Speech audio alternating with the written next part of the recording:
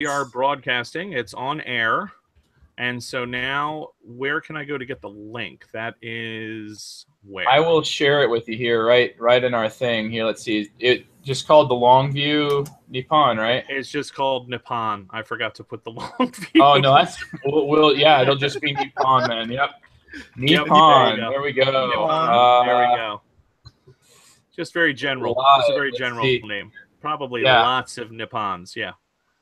Yeah, unfortunately, Nippon does mean Japan in Japanese. So when I type in Nippon, really? So I guess we need to stop and start over. Is that what you're telling me? No. I just need to find it so that. Did you put in any tags? Probably not. No. Okay. Yeah, that would make it sound like I knew what I was doing. Wait, here's YouTube page, video embed. Is that what I'm looking for? Nippon YouTube page? Let's see, the Longview. Do you have the Longview team? Your YouTube account, is it just called the Longview or Longview Pod? Probably Longview Podcast, right? Probably, yeah. You're asking me things that I should know that I don't. No. You're fine. Just I'm trying to type it all in as one word. Because if I could get to your YouTube channel, then I could find it, because we're broadcasting live now, right? Like we're going. We're live broadcasting our technical issues. It should be riveting. Yes, we are broadcasting my incompetence is what we're doing at the moment. It's not. I'm sure it's exciting for people. We're still at small potatoes at this point. All right, wait a minute. Let me see here. How do I get to my YouTube channel here? I wanted to see if I could open a separate window. All right, Nippon tab. Live. Another Nippon Live broadcast. And I'm gonna go here. Hold on, this is very exciting. I'm gonna go into YouTube so I can tell you exactly what my. All right, my channel is called what? Why does it not tell me what the heck it's called? It just says. Oh, I see it. I got it here. I got it, dude. Okay. You got it? I've got the YouTube link. Do you? Yeah, right. I found it under YouTube. Okay, you got it as well? It's on Twitter. He just Twittered it. Who Twittered it? It says, I got a Twitter this. I started a live stream on, and it's got the YouTube link. Oh, that's because it does it automatically when I do it. Ha! Look at that. Yeah, okay. It automatically did send that link so that people could join us, and that was the link that we needed. Wow, that's... All right. So I got it. Got it here. So I copy this link into a browser, right? Yes. Just click on that link. I shared it there in our chat as well. If you click on that, then you'll be in the live broadcast. Right. And then from that live broadcast, you can actually, once you get there, let me know, because then and you're already there, TC? I'm on my phone. Yeah, because this computer can't handle more than 2 windows open. Right. Yeah, no kidding. So because of that, like, here's what I would recommend. I mean, if it works for you to be on the phone, that's cool. There is a way though to get it so it's so that it's like a pop-out chat, so that way you only have 2 windows. Okay. And you first have to, of course, load the actual live link, and then from there though, you should see like three dots in the upper right hand corner of the chat. Mm-hmm. And then you click on that, and then there should be like 3 options, I think, and one of them says pop out chat, and that's it. Okay. And then now you have the chat just in its own separate window. I will just say something here to say, just to get it kicked off here. All right, here's a. Yeah. Guys, you with me? I'm right here. Dude. All right, what's going on? Problem. I've got the double feed going on now. I've got pause the YouTube video. Where do I pause the YouTube video? Just hover over it. Click on it. Just click on the video. I just hit mute. Yeah, that's fine as well. And you can save your connection if you pause it. That's how we did it. Okay. All right. So and now do you see those 3 little dots in the upper right-hand corner of the chat, Jeff? Yeah. Okay, because you can go ahead and it's going to be a little bit delayed. That's just the way that live works. It's about 10 seconds behind. But if you click on those 3 little dots and then click on pop out chat, you'll get like just the chat right there. Gotcha. That's and beautiful. then I'm going to go ahead and I'm going to actually X out of that thing, and I should still be this. This hopefully still works. The thing with the thing. Yeah. You there? And it appears to. So. Yeah, okay. It says this hopefully still works. I got your live chat. There we go. Yeah, we're still good. And TC's with us as well, right? Yes. Yeah, it would appear Fantastic. All right. Well, here's what we're going to do. I think we're going to get started. So I'll do the standard intro, and we'll go from there. Does that sound good? Sounds wondrous. All right. Wondrous. All right. So here we go, guys. All right. Hello and welcome to The Long View, a podcast that takes a closer look at the games people play. The Long View is a proud member of the Dice Tower Network. Go and check out all that they have to offer at dicetower.com. As we record this today on Thursday, the 6th of July, Dice Tower Con is ongoing as far as I know. I know there's quite a few people who are there having a blast, I'm sure. So go and check out all the things that you can find at the Dice Tower, whether it's another great podcast or whether it's news and reviews and commentary, it's all there. The Long View is also generously sponsored by GameSurplus.com. I can't think of a better partner than GameSurplus.com for any dedicated gamer because they have a unique ability to grab imports and difficult-to-find games as well as all of the latest hotness. So if you're looking for a board game, look no further than GameSurplus.com. Carmen and Elaine are going to take care of you. They offer a lot of personal care to their customers, and their mission is not just to provide you with great board games, but to build the board gaming community, both all of the people that we are already just so happy to be partnered with, but also people outside of the community. You said they offer personal care. What? Oh, my God. You're killing me. You know what I mean. Personal care for your customer. What is wrong with you? Where is your head, dude? All right, listen, now I got to do that all over again. I was silent. You were. Thank you, TC. You're welcome, Jeff. TC was Mr. Maturity over there. And oh, come on. Just leave it, man. Oh, my God. I am not leaving that in for my sponsor. You are just sad. He's not just your sponsor anymore. Jeff, anybody who's watching yes, you see behind here. Yes, exactly. All right. Anyway, I'm gonna try that part again. I couldn't stop, man. It just boiled. Blew it for me. I tried. It boiled, huh? I tried. Right. Here we go. I can press the mute button and while we're professional. Nope. And we're professional. Here we go. And 3, 2, 1. The Long View is also generously sponsored by GameSurplus.com. Please go and check them out if you're looking for a board game, whether it's the latest, greatest hotness or whether it is a hard-to-find import. And find the game that they're looking for and to get it at a great price and to get it shipped to you super fast. They spend a lot of time and find exactly what customers are looking for. Let me give you an example.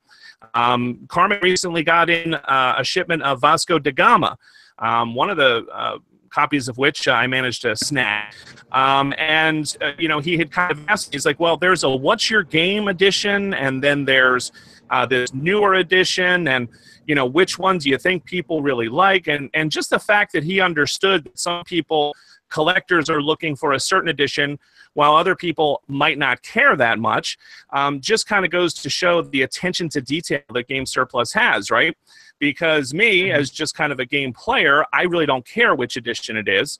But when you look at people who are serious hardcore collectors looking to fill that last little piece of the great What's Your Game catalog, they might care. And so I love the fact that, he kind of was asking questions like that. And it just kind of goes to show the kind of dedication and attention you're going to get. Not only is Carmen really dedicated to trying to grow Game Surplus and serve the board gaming community, but he's also looking to build the community. And so I encourage you to go to Game Surplus's website and see how they are using games out in the wider community, not just amongst us, you know, all of the people who already know and love board gaming, but trying to bring board gaming to seniors, trying to bring board gaming into prisons and other places where you look at board games actually as therapy. And so it's a very exciting kind of thing to be affiliated with, and I'm proud to have them as a sponsor.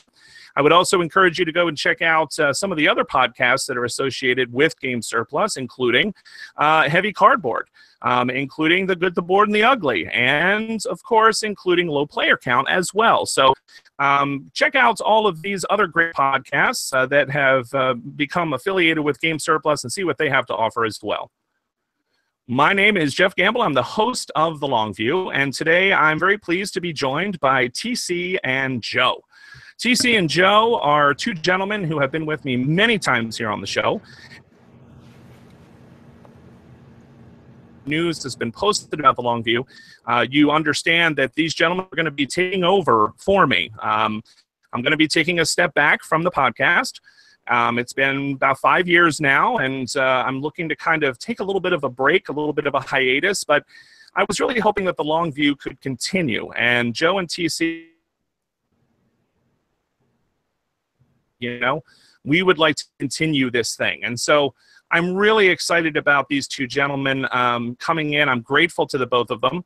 And so before we begin tonight's episode, where we're going to be discussing another What's Your Game title called Nippon, I wanted to take a few minutes to kind of talk to Joe and TC and give them a chance to kind of introduce themselves in a more formal way here on the show as they begin to kind of take the torch from me and carry it on, and also give people perhaps the opportunity who might be listening to this broadcast, you know, the chance to maybe ask some questions or, you know, pick their brain about things that they're thinking about for the future of The Long View. So, TC, I'm going to start with you. First of all, welcome once again to the show, and thanks for agreeing to be on tonight.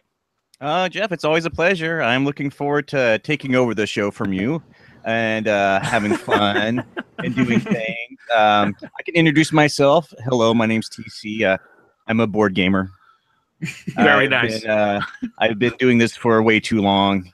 And fortunately, my family supports me in this endeavor since I'm not playing my video games anymore. My board game addiction has supplicated my video game addiction. I don't know if that's a good thing or bad thing, because now I'm always bringing home games that for my family to play. The latest fiasco was Star Trek Frontiers, but we won't get into that right now. But, yeah, I've been listening to you, Jeff, for quite a while. And in fact, I had a podcast, The Tattered Board, I appreciate that. Which was honestly based on what you were doing. I really got tired of listening to. I got to playing board games. I found that I like older games, favorite games of all time is Rex, which is a re-implementation of Dune, which God was like released way back in the 80s. So you know, so I find the more and more I got into this hobby, the more I joined older games, and when I wanted to listen to them or find out about them, it was kind of disappointing because everyone's covering like things that came out like 5 minutes ago. That's true. So yeah, right. I was just like, well, what about this? I'm like, well, that came out last year. It's an old game. I'm like, that's an old game? Oh my God. Yeah. This is like worse than video games, man. You gotta pay for like a month and you're done. But so yeah, that's how I came into awareness of The Long View, listening to talk about older games. And you were generous enough to have me on to talk about Churchill, which was an amazing fun time. So yeah, that's kind of where I stand. Long-time listener, really thrilled to take the reins of this thing. And, you know, not a whole lot of changes. Keep going, doing what you've been doing, and maybe wrangling you in to come back on a few times. You know, all I figure I'll have to do is say, well, this game's a lot like Catan, and you'd just be like on immediately. That's all it would take. That's how you summon Jeff Gamble. That's like Exactly. like one of those spiritual things now. You look in the mirror and say like it 5 times. Yeah. Yes, if you say Beetlejuice 3 times, if you say Catan three times, I will appear and tell you why I don't like Catan. I think Flip the Table did that once, where they had everybody like submit tongue twisters, quote unquote, for one of their games, and they were phrases that they were going to force the guys to say 5 times fast. And one of them, I think, was something about the free parking cash is the best part of Monopoly. So that's the part that's not even in the rules, right? It's not even part of the game. And that just drives moderator Chris, I believe, is the one who really likes Monopoly and thinks it's a really good game.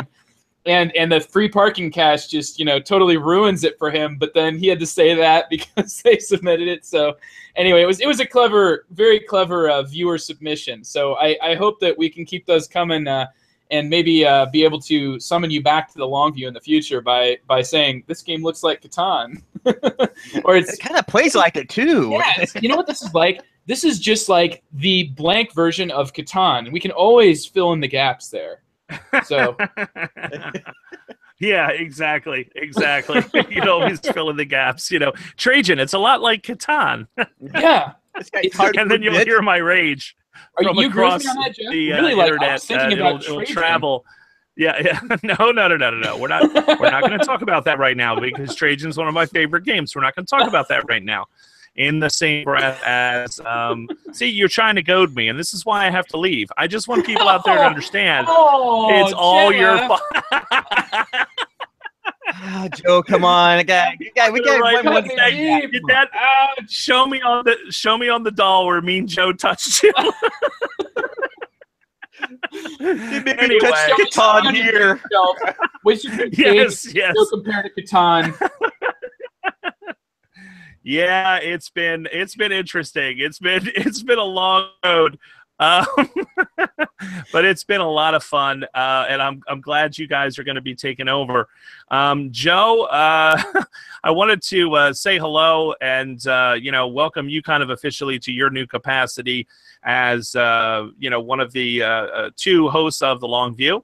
And in case people out there maybe aren't familiar with you, although they probably are by now, can you kind of do what TC did? Give us a little bit of an introduction to yourself as a gamer, and just kind of talk a little bit about yourself. Well, Joe Sallin. I'm from the Good, the Bored, and the Ugly podcast, and really, I got my start really getting into games. Like once I started listening to the Longview, which was it's weird to think, Jeff, that you've only been around for 5 years because I started I feel like you were like a gaming godfather to me long before I was even on the podcast. I feel like the episodes that you had recorded even at that point when I was getting into the hobby about 3.5 years ago or so, there was just some real quality things you were putting out, and it was one of the first times that I started to think, well, this is a platform by which people can have these sort of intelligent sort of coffee house discussions, where you've got intellectuals among intellectuals just really debating the merits of a game and talking about, what type of things you actually really see in these evergreen classic games. And it was only so long that I could stay at that sort of tip part of the hobby where I'm just consuming all the new stuff as it comes out. And then I started to see, little gaps where I could see where the Longview needed an episode about something. And it just so happened that they tended to be really dry Euros that were games. Not that that's the only thing that I play, but the really dry Euros are what I saw as something that I wanted to see more on the Longview, somebody talk about it. And I first got to join in. The very first episode I ever did was about Trois? Was that my first one, I think? I think it might have been about Trois, yeah. About the game Trois, and then since then I've done Voyages of Marco Polo. What was the other? There was another modern dice game that I did, and then I've done since then Hansa Teutonica, Concordia. It's just been it's been a ride, and really, Jeff, you helped get kickstarted. Oh, Terra Mystica was my very first on the Longview. Terra Mystica was just that was. Oh yeah. How could I forget about that? That's like your all-time favorite game, right? Yeah, one of them. Yeah, it's just what a thrilling start to my podcasting career, because I was just starting the Good, the Bored, and the Ugly up at that time, and it really helped to bring a lot of the Longview listeners that were looking for the same thing I was looking for in a podcast and just, get them to try the good, the bored, and the ugly. And a lot of those people have been with me from day one, and they're loyal customers to Longview. They're loyal listeners. I'm still a loyal listener to Longview. I'm really thrilled to be able to be jumping into this capacity as a co-host. I'm really happy that I've got TC because, boy, it's the banter in episodes is just something that's tough to replicate. And I don't know if you can hear my dog's going crazy, but they can clearly hear that I've dropped the bomb in this conversation. Like, it's just, recently been getting just amazing. So anyway, I'm just excited to be on as one of the co-hosts here in the Longview, and I'm happy to answer any questions. But can you guys hear me? Oh yeah, yes. I can hear you. Okay, great. All right, I was just making sure. Because a lot of times when something like this happens, I end up like I'm off the grid right now. The dogs have started barking because everything stopped, the lights are off the upstairs. So anyway, I'm really excited to be jumping into... I didn't say anything. I didn't say anything because you were continuing to talk to about me and to flatter me and TC and why would I stop you from doing that? Of course, I'm excited. I'm most excited. I don't want to interrupt you. Far be it from me. Well, this episode, have you stopped talking about how awesome TC and I are because it's nice to hear. So you were on a roll, and I was appreciative of that. So bravo, young man, bravo. Well, yeah, thanks. And I didn't mean to have such. No, in all seriousness, no, it's great to have the two of you on the show because I think it's going to breathe a little bit of fresh life into it. Having a sort of a wingman, when you do an episode that's going to be an hour or more. Along with a guest, I think kind of makes for a more dynamic kind of a conversation rather than just a two-way conversation. I really kind of got used to recording with Lloyd when I started doing QuickBooks episodes and really enjoyed that. Just the kind of, silly things that we would do together. Like I always ask him to say hello as somebody or something. And, he just really, we kind of played off each other well. And I think that you and TC are going to play off each other very well. And I think it's going to add some energy because, I kind of like heard what you said, Joe, this idea of like, some intellectual people sitting and discussing the merits of games. It's like, yeah, I don't know that I'd necessarily characterize it as intellectual discussion. We are talking about board games after all. But I know where you're coming from. You're talking about from an analytical perspective. Absolutely. But I think when you have more people, that kind of dryness can creep in to sort of analytical discussion and examination. It's broken, and it's not like tension in a bad way, but like the sort of seriousness of it all, the gravitas gets dispelled by somebody saying something or doing something, either the guest or the co-host, whoever it is. And so I think that's going to really be good for the show. At least that kind of, the reason I was so initially very excited when I thought about the two of kind of instead of just one of you or the other or whatever, I thought, boy, we've had a lot of fun recording together, and I think these two guys would still have fun recording together, and I'm grateful that the two of you shared the same thought. Oh yeah, so when I was on with Joe, I think it was our first one was Hansa Teutonica. I remember which one was, or Concordia. I knew right then and there I was going to have to invite you on because that was just way too much fun than I should have had. That was definitely a good episode. Oh, is there a puppy? Yeah. He's here to join us. This is Bogart. He is a miniature poodle, and he has the ability to disrupt anything and everything. So, superpower. Anyway, sorry about that, guys. Are we? Where are we at? No, right I think now? that's. I think that's pretty much all dogs' superpower is the power to interrupt anything. So right now, what we're doing for people out there who might be listening and watching and whatnot, maybe they're not posting anything, although we would welcome any comments anybody has or any questions anybody has, especially for Joe or TC. We're fighting with some audio problems where I'll be thinking, and then somebody will respond, but there's a delay, and it cuts in and out, and so trying not to talk over each other at the moment is a little bit challenging, but hopefully this is going to clear up as we continue to move forward. And it's something we can certainly edit for the podcast, but for people who might be listening now, it might sound a little stilted or awkward because of maybe some of the gaps and pauses. And it's because there's sort of a delay as one person starts to speak, and then it cuts out, and then it comes back, and then you kind of have to wait and make sure, okay, is everybody finished? Because I don't want to talk over anybody. So hopefully this is going to smooth out as we go. So, gentlemen, I want to ask both of you a question real quick on behalf of people who've been listening to the show for a while, which is I posted a message in the forums on Board Game Geek for the subscribers to the Guild, you know, announcing what was going on and what was happening. And I asked people for suggestions and people for feedback, you know, things maybe for you guys as well moving forward. And so I want to ask you, after kind of taking a look at that, reading through that, you know, is there anything that you guys, you know, even at this very beginning stage, want to share about maybe some things that you're thinking about doing in the future with the show? Let's start with you, Joe. Like what new? I am really excited to just be kind of continuing to carry the torch of what you've already been doing here, Jeff.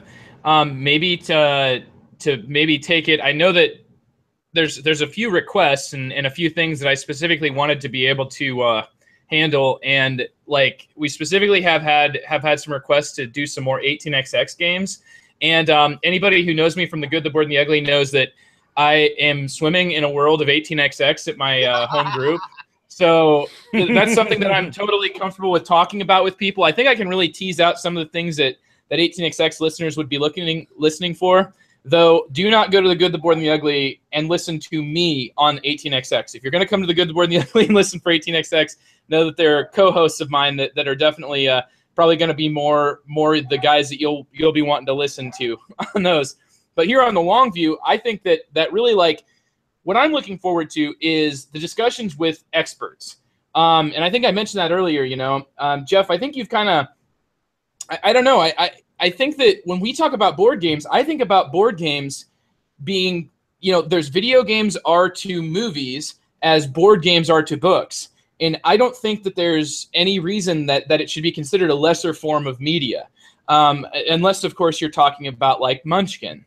TC. That's a perfectly fine game. I'm just kidding. I'm just throwing some wrenches in there. I could have said the same thing about some, you know, like it's just, except for Terra Mystic, or except for, you know, in my group, if they really want to get me going, they just gotta say something like, "Oh, Space Alert is not that good of a co-op," and it's like, I will talk for the next 15 minutes. So I'm looking forward to being able to sort of and probe and talk to experts about what games they really like and have them do most of the actual sharing. A lot of times when I've been on the long view in the past, it's been my responsibility to really give an overview of the game. And now I'm going to be stepping into more of a moderator role. And that's something that I'm looking forward to, a lot of the things that I'm going to be learning, as well as, you know, shaping into that role. And more than anything, though, I'm really happy to be doing it together with TC because, you know, it's one of those things where I think that we just kind of fill in gaps for each other in a lot of kind of entertaining ways, and I think that TC's got a perspective on things that's really going to help cater to a demographic, or I don't want to say demographic, but, you know, like a taste profile that's something that I might struggle with, specifically like games like Arkham Horror, which is, you know, a game that when was the last time you played that? Like last night? Are you playing a game of Arkham Horror right now, TC, as we record this? No, but after we talked to it on the long view, I went and bought several expansions and I played it fairly recently. Arkham or Eldritch? Well, went back, went old school. You did? You went back to Arkham. Yeah. All right. Well, I think you're going to be able to do a lot of, like, you know, I'm really excited to hear, you know, you sort of, you know, give the attention that is due to those types of games that are ones that I'm going to be more, you know, like, I'm going to be here kind of more of as a spectator and more of like, you know, well, tell me, you know, sell it to me, sort of. And I'm excited to sort of take that role on when it is appropriate. So I guess that's what I'm looking forward to. I could give you a list of games, but honestly, like, I mean, I've made a geek list, a private geek list that has like 45 games that I've got for ideas of doing on the long view, and then I've still gone back to the list that you did, Jeff, at the beginning of or at the end of last year, kind of trying to get an idea of what people wanted to see. And there's several of those that I added to the list in reaction. So I mean, like we've got quite a future here to come, and more than anything, I'm looking forward to the times when we get you back on, Jeff. Well, that's very kind of you. As a guest, as the expert. As a guest, yes, as a guest. No, it's your baby. So, Joe, I think, I understand where you're coming from, and I hope people out there understand, what you were saying. I'm sure that they do. I like that you're kind of, between the two of you, you're kind of like, omnivorous when it comes to gaming. TC and his wife, Carissa, will dive into war games. They'll dive into thematic games, really, kind of light stuff. And then you, Joe, kind of more about maybe some of the heavier Euro games and, more kind of thinky games and some of the 18XX you talk about with Trent Ham and Andrew Dennison and those guys on your podcast. So, I think it's going to be a nice mix and a nice balance. What about you, TC? Do you have any sort of goals or, things that you're looking forward to trying with the show as it moves forward? Well, one of the things, first thing I say right off the bat is I did read the forums. I don't really post on those things often, but I did take it in and read a bit. We are definitely going to be doing an 18XX review. It seems to be one of the top things on there. I would just suggest to the listeners if they would submit a game. I'm familiar with 1846. That's my baby. However, as long as it's not 18OE or something that's going to take me 4 years to play, or be out $200, I'm fine with that. More than anything, the one thing I really enjoy about this hobby, one thing I want to really bring to this podcast, is I like listening to people talk about games they're passionate about. You don't necessarily even have to be an expert at the game. Just something you've enjoyed playing over and over and over again. There's nothing I like more than going to conventions, seeing someone play a game, and it's their favorite game, and just listening to them talk about that.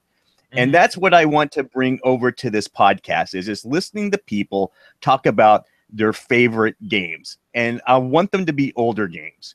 I guess in this hobby, we can say if it's at least a year old, it's an older game, but something that's not quite on the hotness, something that's maybe faded to the background a little bit. Games that people have played enough times to know, not be experts, but know the ins and out of it and what they enjoy and what they don't enjoy, but just to bring that enthusiasm and passion they have about gaming, board gaming. I love that. And that type of energy is infectious. That kind of energy gets people to want to play it and get other people to want to play games. That's what I want to try to encapsulate.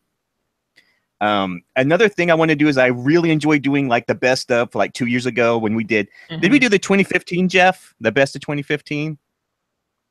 I think the long view we did of that. 2015, you do that. Yeah, like where you look back 2 years, so that way you actually have a chance to have played games as opposed to like all these games that released right at the last minute. Yeah. So yeah, and that's good. And that leads really appreciate that. Leads directly into this episode because that's how I became aware of Nippon.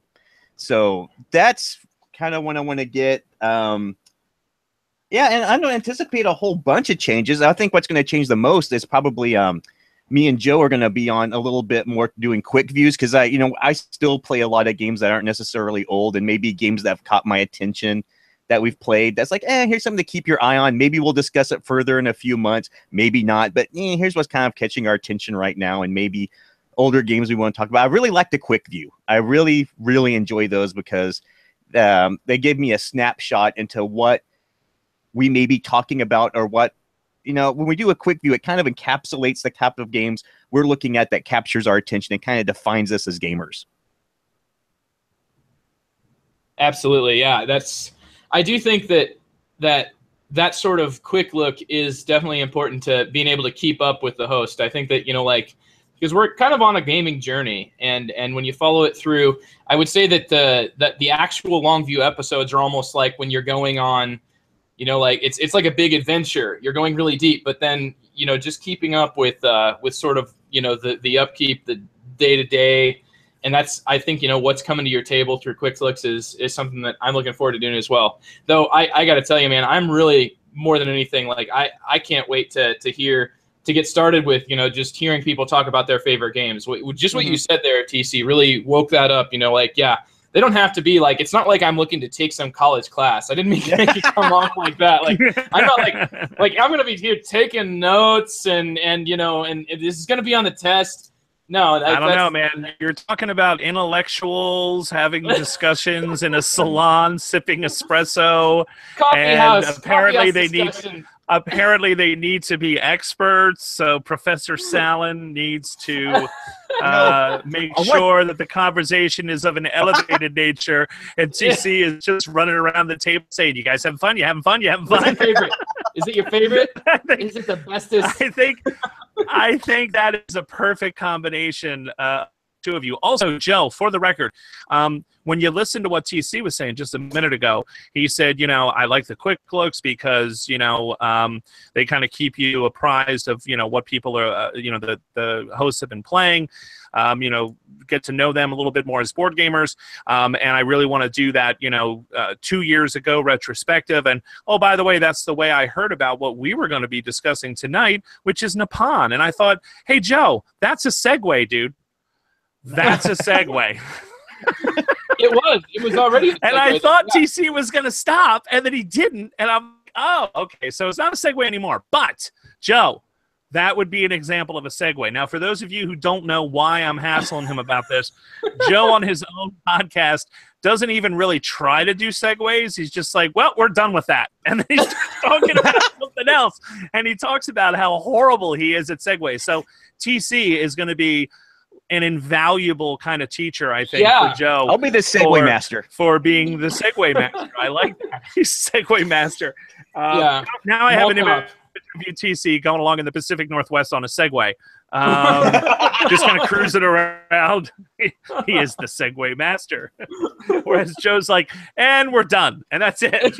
And now we're going to talk about, Now we're going to talk about this. Yep, there we go. Oh, well, guys, I want to thank you for sharing your kind of ideas and your reasons behind wanting to take this on. And, again, I'm very pleased that the two of you have decided to do this. I can't even begin to tell you how much it makes me happy to know that the show is going to continue and that it's going to continue with quality people. So I'm really grateful and thankful that the two of you have agreed to do that. So, I would just encourage people during the transition here, if there's any questions or comments or anything, please post them to the Longview Guild. And, let us know what you think as we, kind of make this switch and transition. And, we will always, listen to comments from listeners and suggestions from listeners and, and take that into consideration, of course. So, and if there is a game like Joe and TC were talking about that you would like to discuss on the show, please post in the episode request geek list or shoot a geek mail to TC, Rabidosa on BGG, or to Joe at Joseph Salen on BGG as well. And so those guys will, be able and willing to try and schedule something and set it up because, like TC said, it's all about talking to people who are passionate about games. So, gentlemen, thanks to the two of you. And, what I'd like to do now is maybe see if we can switch gears a little bit and think about talking about a game that I actually introduced Joe to when we were together at Origins. And so TC had been kind of talking a little bit about Nippon and how much he enjoyed the game. I told him as soon as he started talking about, oh, God, I love that game. I've been playing it for a while. I think it's a fantastic design. And then I had the opportunity to introduce it to Joe when we were at Origins together. And I thought, you know what? Why don't we do an episode, maybe no expert here in these three chairs. But Jeff, you are the expert.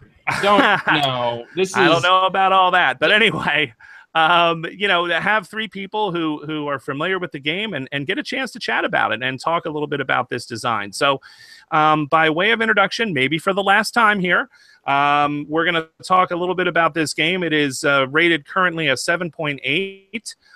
Was released in the publisher originally was What's Your Game? Asmodee picked it up. It's for 2 to 4 players. It says it plays in about 60 to 120 minutes. It's going to take longer than that, certainly, on your first play. There's a lot going on in this game, but once you start playing, the systems of the game kind of fall away. They're really not that difficult, and the difficulty will come in you trying to figure out what in goodness name you're supposed to be doing. Because of that, it's rated at a complexity of 3.75 out of 5, which I'd say is probably pretty accurate. The designers are Nuno Bizarro Cintiero and Paulo Soledad.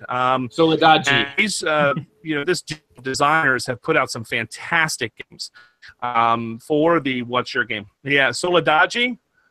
What? No, it says Soledad, isn't it? It's Portuguese. It's Brazilian. Soledad. Soledad. Okay, thank you. How about Nuno Bizarro Cintiero? Am I saying that right, or am I butchering that? I have a suspicion I'm butchering that really badly. Can you help me out, Joe? Are you natively Portuguese speaker? That was just beautiful. No, I am not native Portuguese. Maybe TC, but no, I'm native Texan. No, I'm not even close to being Portuguese. Not even close to Portuguese. For those who aren't familiar, Joe, you are a Spanish teacher, yes? Yeah, I'm a Spanish teacher with a little bit of knowledge. A little bit of knowledge is dangerous, so I know just a touch about Portuguese. So there you go. Well, thank you for correcting that, because I've been pronouncing both these guys' names wrong, and it's a shame because I love their games. It's so incredible what they've come out with for What's Your Game, and I think what they've done is they've really taken, a lot of times you're individuals that really like economic games, like, for example, the two co-hosts I have on my podcast on The Good, the Bored, and the Ugly, they almost view Euros as like kind of a dime a dozen, like they've seen them all. They're just, none of them really get to any sort of a deep point of thinking for them. None of them get deep enough. They're always just trying to be elegant and streamlined, which is a word that Andy absolutely it gives him goosebumps. He hates it so bad. And what I think, though, is What's Your Game, specifically with these two designers, who I believe are the two designers behind Madeira as well, if I'm not mistaken. And Panamax. I believe so. Yeah, and Panamax. Madeira, Panamax, Nippon, and now an upcoming game called Brazil, which should be pronounced, by the way, Jeff, here it's Brazil. Brazil. Okay. Anyway. Okay, all right. But I will do my best to do that. Do you remember the great... Oh, dude, do you remember the great? When you say that, Joe, very well, by the way. I'm trusting you got that right. Do you remember the great Agricola debate? Agricola and Agricola versus Agricola versus Agricola. I believe that was pronounced Misery Farm. I'm pretty sure that's a pronunciation of that. But no, Agricola. We might have to do another long view about that just for UTC. Yeah, just for TC. I remember watching Scott Nicholson's video that he did about Agricola and kind of trying to sort of put that whole debate to rest and give the correct pronunciation. He did in a very funny way. I think he had like the sort of Ricola commercial with the big, he had like the whole like Swiss outfit. Yeah, it was pretty funny. So that's how you say it. Give it to me one more time. Brazil, give it to me. Brazil. Oh, very nice. All right. It's a team though that what they've done is they have taken the general like Euro school of design where you've got interlocking mechanisms and you've got almost what can feel like a smorgasbord of different game mechanisms that interlock in an interesting way. And I think they've taken it and just put it on like steroids, ramped it up to 11. And Madeira was one of their first games that really put them on the market. And it kind of took, I believe it was the winner of the Golden Elephant, maybe in its first year ever given by Heavy Cardboard. I think it was, yeah. And so really like this team has taken Euro design and it's put it out there for like heavy gamers, people that like 18xx games. A lot of times will play a game by this duo and see things there that they are not seeing in a lot of other Euro designs. So I really think that's where they're excelling. Yeah, and one of the it kind of reminds me, this team here. I don't want to, have people get too upset with me, but I don't think it's too far of a stretch to say that this kind of reminds me of like a Kiesling Kramer sort of a team. You know, I mean, those two put out some fantastic games together that are kind of a little bit legendary. And I imagine that some of these games that these gentlemen are putting out are going to reach that status as well. Especially in my opinion, Nippon. Were they also were they the ones behind Signore? I'm trying to figure out if no, it was the Signore was it's not. It's different. No, it's Signore is very it's and kind of a lighter Panamax design. And Panamax also was Gil D'Ori, along with the two of them. So he's credited in there as well. So but I love the collaboration, I guess is what I'm getting down to here. I would love to kind of speak to those gentlemen and kind of have an idea of like how do they work together, because whatever lightning in a bottle they've captured, I think is some pretty potent stuff, because the games that we're just kind of mentioning here off the cuff, I mean, some of them have already had long view episodes. Panamax just came out last week. And, there's undoubtedly going to be more discussion of some of these games in the future, because, like you said, they are like heavy games that have very interesting interlocking mechanisms. But I'd also say they're also very good at kind of almost that Martin Wallace sort of capturing a place, capturing a time, maybe. One of the things that I think Martin Wallace is really, really good at.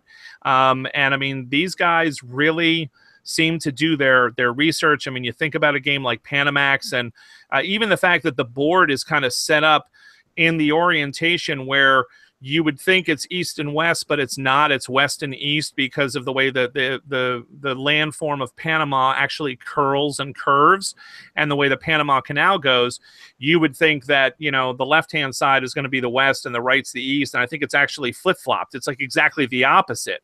And even little details like that, and the lakes and the canal lock system. And here in Nippon, you've got like, the beginning of, the rail network being built in Japan, and the different types of goods that are being produced. You're looking at things like light bulbs and just really interesting kind of little details and facts that are added into the game that I really, really kind of appreciate in their designs. And I mean, we could go through that with a lot of the titles that they've put out. So they managed to make mechanically complex games that actually run very, very smoothly. Madeira, I actually think, might be the clunkiest of them. I don't know if I'm going to catch some flack for that, but you could, dude. You're not going to catch it from Madeira, me. But... Yeah, I think Madeira might actually be the clunkiest. But it's certainly chock full of just really interesting decisions. And interesting little subsystems within the game itself. But I think as the design team has moved forward, I think they've actually improved and just refined their craft and gotten to the point where, as I said, once you kind of learn the systems of Nippon, I'd say Joe, by the time you're ready to do your first sort of reorganization, you've got it. You understand how the game's played. Yeah. And what you're looking for, and how to try to plan and prepare, and all of the mechanics kind of then start to fade into the background as you try to wrangle all of the things that you need to wrestle with in that game in order to come out on top. So I really appreciate that about their designs. I really do. I think they're quite fascinating as a design team. Do you have any experience playing any of their other games, since we're kind of on this topic, TC? Yeah, I've actually played Madeira, and I found out Madeira, you don't want to be a pirate. That's bad. I was like, oh, pirate tokens. I want these. Oh. No. I played pirate tokens are bad. I played Panamax. I enjoyed it. My biggest problem with Panamax, I'm going to catch a heck of a lot of flack for this one, is the theme. And it's only because I work in anatomic pathology, and when I read the rule book, it said, oh, I'm the colon trading company. And this game is about pushing stuff out of canal for victory points. Oh my! Wait a minute! Seriously? Oh, that's bizarre turn so of events this is here. so you look at you look at people's intestines, is what you're telling me. Okay, TC. Cologne is Christopher Columbus. Cologne is the Spanish word for Columbus. I'm just saying, I'm Texan. Cologne is what they use as currency in Costa Rica. I love that. I'm just saying I'm a Texan. Really? That just came out, huh? This is my experience with the game. Now, they're both fantastic games. That was just a trip up, and it made me laugh. I don't think you can recover from that. Because I'm just looking at the board of Panamax going, I could just put the human anatomy over this and retheme this. I'm like, okay, I need to stop thinking that way and enjoy the game. You might be able to, actually. That's interesting. Yeah. So anyway, okay. And then what else have I? Oh, I did not play Nippon. And I'm going to be Nippon is my favorite of all of them. And we'll get into reasons why later. But when I discovered you played Nippon and you like Nippon, Jeff, I'm like, dude, we got to talk about this. This is fantastic. And I feel bad because it took me almost 2 years to find and play this game. Well, it came out in 2015 before that. Yeah. So that's and I like these designers simply because I like my Euro games, quote unquote Euro games, to have teeth. I mean, the dominant species is like one of my favorites, but that's like shark teeth, right? That's like a mouthful of teeth on game. It's a rotating rows of teeth. Yeah. That's like way a lot of teeth, but Nippon has got enough in it and it's very unforgiving. It's like if you don't stay on top of certain things and get in on it and let someone else do it, you are not going to recover from it, as I have discovered. But I like games like that. I like Euro games that you just can't let someone's doing something and they're just doing their own thing and there's not really much you can do to stop them. I like Euro games where you can like just do things and like hinder progress, do things. I like a little bite in my Euro. It's just the war gamer coming out in me, I suppose. Yeah, and I think I have to agree with you. Yeah. I think I have to agree with you there because a lot of Euro games have a very traditional catch-up mechanism. Like they have something baked into the design that is going to help the person in last catch up. And I don't think these guys do that at all. I mean, the game that I played with Joe over at Origins, it was me and Joe and gosh, who else was it, Joe? Who are we playing that with? And my little brother. Jason. Yeah, Jason and your brother, Will. We I don't get me wrong. I'm not the kind of guy that tries to dominate games. I don't really care a whole huge amount about winning. Jeff kicked I don't like to lose, but I destroyed them. And I destroyed them because I know the game.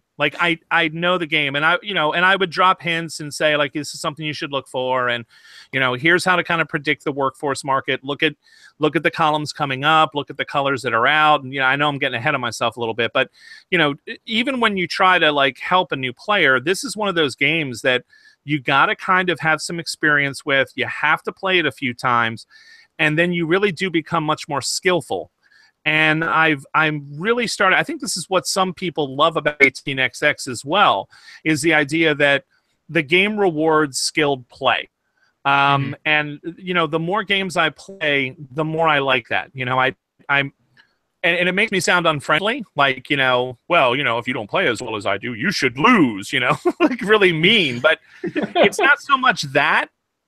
If I want to play a nice light game, I'll play a light game at the drop of a hat. It doesn't bother me. It's fun, But if I'm going to sit down and play a game like Nippon, which is at heart sort of a heavier economic kind of a game, it's a dog-eat-dog world out there, and that's what I want the game to portray. And I think that economic games that do that, like Brass and Arkwright and games like that, they don't have that friendly catch-up mechanism, and they tend to be a little more brutal for new players. And I think that that's something that, as a new player, I find really challenging, and I want to explore it. And as an experienced player, I'm always looking for something new that I can try, new that I can do, to see how it works, So that's one of the things that I really appreciate about this kind of game that, this duo seems to be putting out. Joe, I had kind of cut you off there a little bit. What were you going to say? I think I was just going to kind of mention the same thing that you did, Jeff. I think that what they've really got here is there are ways that you can interact with other players here, not just by, taking what they need, but also by taking what they need there too. I don't know. It's to me, I think that in general, they have a tendency to make games that have enough teeth that there's pitfalls all over the place you can accidentally step into. And then there's kind of ways that you can politely shove other players into those pitfalls because the game does have, as you mentioned, like a nice little set of teeth on it. However, I would almost say that Nippon, especially when compared with like Madeira, tends to have the most, I don't know, it tends to feel like the most fluid of their games. It has like just a flow to it that to me it's almost like, I don't know, Stefan Feld's games tend to be extremely mechanical. But the one that he made that to me makes a lot of sense, thematically in a lot of different ways, is Castles of Burgundy. And that, I think, is his most popular game for good reason, because it's the one that really where he pushes outside of just what you're used to seeing him work in. And I think that Trajan is an example of a game that people like just because it's him in his absolute most comfortable spot. But the one that he sort of pushes into like, hey, you can play on various variable player boards and stuff. And I think that Nippon is almost like this duo of Soledade and the other one that Jeff pronounced so beautifully. Is what they did is they almost made Nippon like their game of having it's the most Euro feeling of their games, but I would say that the way that it all interlocks together is the most absolutely seamless. And that's where I think it really comes in. I think that there's just, every move that you're making has a way that you're going to need to think about what you're going to do in response to what you've already done. So, I mean, like you take a bonus tile, but now you've got to choose which of these bonus tiles you want because you get an additional amount of scoring for free, but then you also have to choose like a certain type of income that you're going to get. And it's just like, it's tough because you got to think, what's going to be the thing that I need in this next round? What am I going to anticipate? So it makes you look further down the line, but it does it in a way where Madeira feels kind of almost like you're throwing a like razor sharp boomerang, and it's going to come right back at you and just stab you right in the neck if you don't like get your hand up in time. I think with Nippon, they've got the same sort of flow to the game where, yes, you need to be thinking about what you're going to do, but it's not like it's going to hurt you and it's going to hurt your efficiency, but your game isn't just straight up over as a result of it. You're not just going to sit there and army mateys, I'm the pirate now. Like that. Yeah. Right. Madeira, I think, can be more unforgiving. I think you're right about that. But Nippon is more like a death by 1,000 cuts, Absolutely. And that's one of the things about it that I actually enjoy. Mm-hmm. I don't know what that says, but anyway. So TC, yes. For those people out there who might not be familiar with the game, would you mind kind of giving like a little brief overview before we go any further into any specifics about the design and the mechanics and things of that nature, just so that people have something they can sort of hang their hat on? Okay. Well, I just want to say right off the bat, if you really want to know how the game's played, there is a guy who it's called Gaming Rules. He does a playthrough on how to play it. That is absolutely, yeah. That is fantastic. So I'm going to butcher how to play it. If you really want to know how to play it, pause this thing, watch that video. I read the rule book and then I watched that video and I was up and going in like no time flat. But so that's out of the way. If you want to really know how to play it, watch that. Nippon is as you said before, it's a 2015 release. How do you play it? Well, let's just talk about the game itself first. It's set in Japan during the Meiji period, which is, I wrote this down, it's a period between 1968 and 1912, which is fantastic because that's the era my wife likes. So it was really easier to get her hooked in because that's pre-World War I. You're going to be taking the role of Zaibatsu, which is one of the 4 conglomerates that were dominant in Japan. Now, I don't know why they didn't name them. I was looked this up, which is another fantastic thing about this game is that you can actually look at the history. And I looked up a lot of history after playing this and learned so much stuff. But one of them around that time period was Mitsubishi. I don't know why they didn't name them. Okay, so you got the red Zaibatsu. You've got the blue Zaibatsu. Whatever, that's fine. So these guys, they were family monopolies. And they dominated everything top down in production of this thing to make money. So theme-wise, it works fantastically. That's one of the complaints I hear about this game is that it doesn't work thematically. Dude, if you look at the history, this thing fits perfectly. So gameplay wise, you're going to have a little board in front of you. It's one of those games where you have like your own player board, and in front, the big player board is going to be the map of Japan. And Japan is separated into 4 regions. And essentially what you want to do, God, I hate when people say essentially and basically. I got to stop that. What you're doing in this game is you are going to produce an item and you're going to put it on the map. And you're going to be kicking out foreign investors on that map and putting your own product there and trying to get enough of that in that area to gain victory points. And the game's going to score 3 times. Now, one of the really cool things about this game is that you control when these things scores. It's like every 2 rounds. And how you get that to work is you're going to be seeding the board, the main board, with different color workers. Yeah, I don't know how many colors there are. There like 4 or 5. There's blue, red, white, like a fuchsia, and a black. I think there's 5. Yellow. Yeah. There's yellow. Okay, 6. 6. Okay. Yeah. Yeah, more than 2. Yeah. Yep.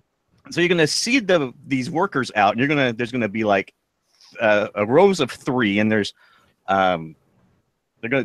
different rows of 3, and they're gonna put 3 in each column, and you're gonna be taking these workers board and taking the action. Now, in this game, you're going to have to get a factory, have your factory produce the goods with coal. And each action you take, you're going to have to take a worker off that action and put it on your board in order to execute that action. So there's like an efficiency there, like, oh, God, what factory do I want? What do I want to make? You want to keep the same colored guy because if you have different colored guys, it's going to cost you a ton of money.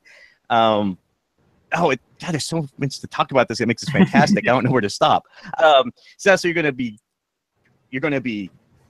with your Zaibatsu, you're going to be getting factories. You're going to make those factories produce. You're going to put those factories out on the board to score victory points and values depending on the round.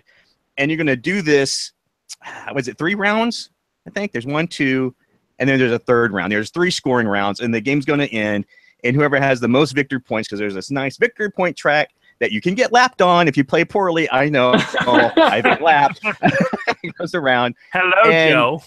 Yeah. I figured this was going to come up. And, I could go into details about like what each action is and stuff, but we can get into that later. Just know that you are going to be trying to put your goods in Japan and try to make the highest number of those goods to score victory points. I think that's the main mechanic of the game. Mm-hmm. Did I miss anything? Yeah. I think you covered. I mean, the biggest. I think I rambled a bit.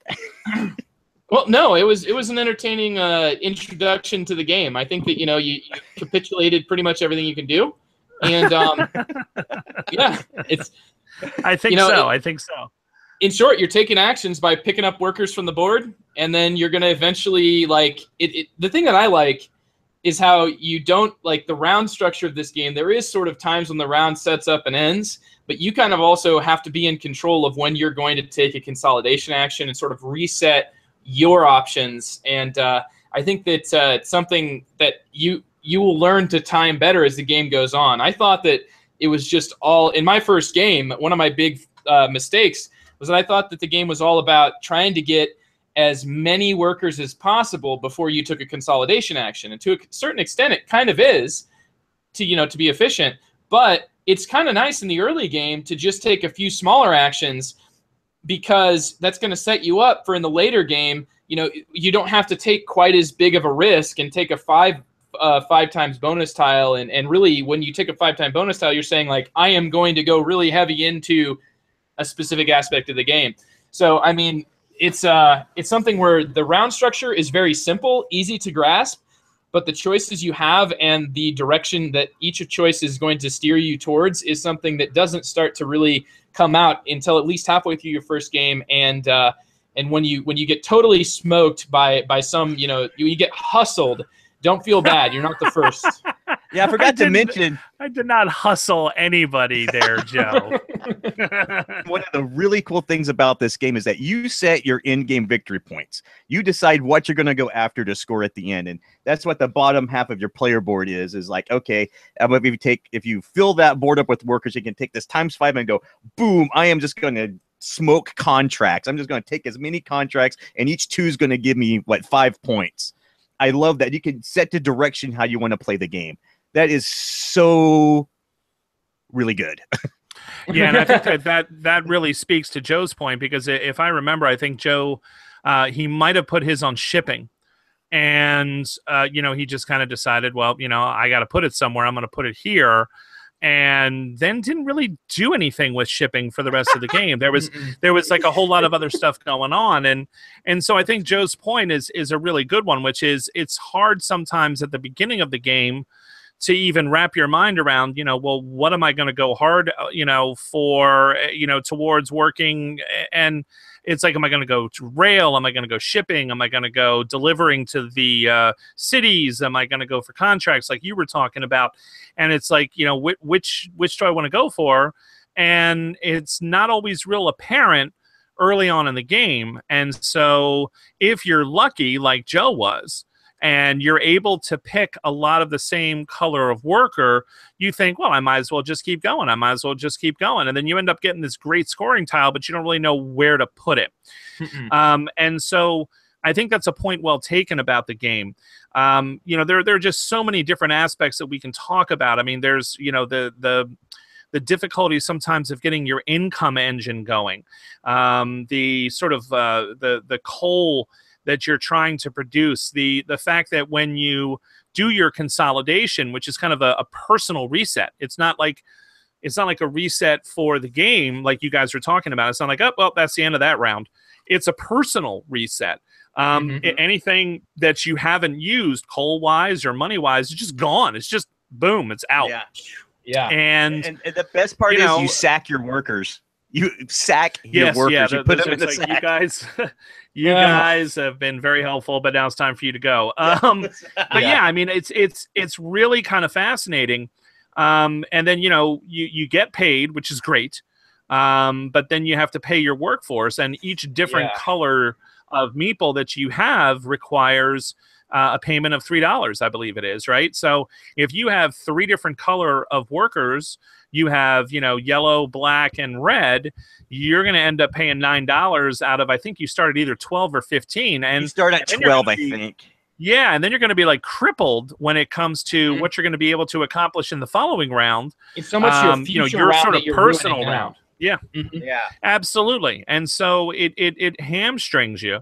And like you said, it's not like you're out of the game, but it is the death of 1,000 cuts, right? Because now you're going to have to take like a relatively weak sort of personal round, is kind of the way I like to think of it, before you can consolidate again and hopefully get some more cash so that you can do some more things, get a good bonus chip. Now maybe you have an idea what you want to sort of shoot for as your overarching goal. Meanwhile, everybody else is like ahead of you because they didn't make that mistake.